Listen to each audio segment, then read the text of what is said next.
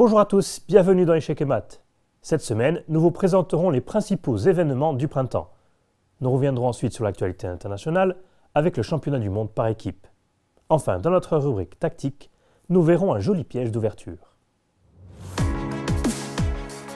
Dopo numerose competizioni speciali per i giovani s'inverno, Uerano vedrà parecchie manifestazioni aperte a tutti. Prima qui i campionati di corsa di squadre e una ciuffa tra di generazioni.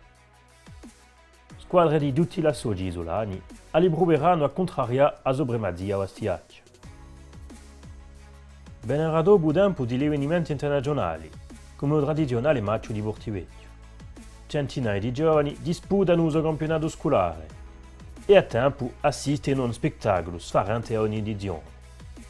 Quest'anno prodigio corso Marc-Andrea Maurizi, campione d'Europa di meno di 10 anni, darà sfida al prodigio sardo Francesco Sonis, campione d'Europa di meno di 16 anni.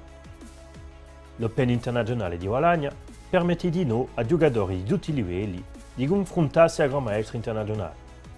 Lo sguardo si porterà di nuovo a tali avvenimenti federali.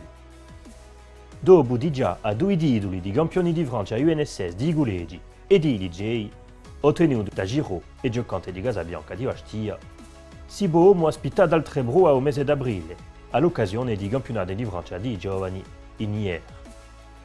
Per compiere sovrano, i campionati scolari di Ugismonte e di Ugomonte adonisceranno migliaia di titoli che rappresenteranno la sua scuola e la sua bieve non solo a vacanze d'estate o le meritate. In Astana, al Kazakhstan, la Russia ha dominato il campionato del mondo di squadre. Capitanata dall'anziano vicecampione del mondo Sergei Karyakin, la squadra è di prima drinka. E poi oramai contano a Vladislav Artemiev, brillante promettitore di fiore mondiale. Aveva fatto una forte impressione quest'anno al torneo di Gibraltar.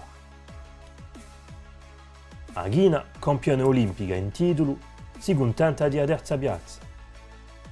Gli Stati Uniti non hanno mica messo in ballo i suoi più forti giocatori, sono scrizzati da Obodiol.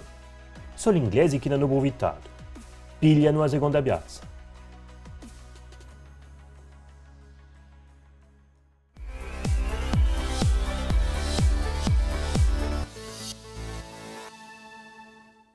Une astuce à connaître dans l'ouverture. L'attaque en F7 et la surcharge du roi noir, lequel doit défendre le pion F7 et en même temps la dame en D8.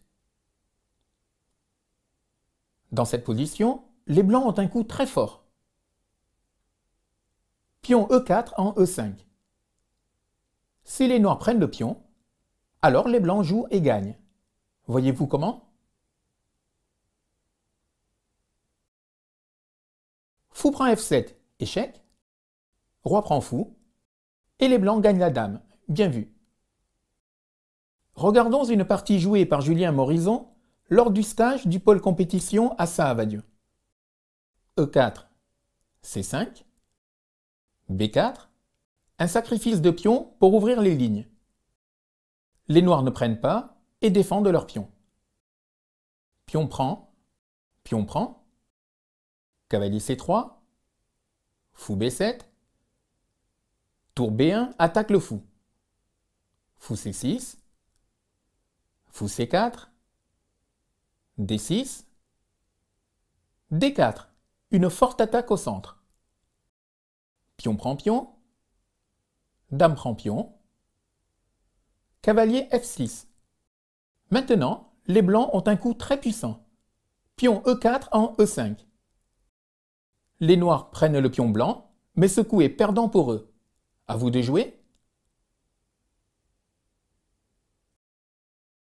Fou prend pion F7, échec au roi, bravo. Roi prend fou, forcé. Dame prend D8. Avec une dame de mieux, le reste est facile pour les blancs. Une belle idée à retenir.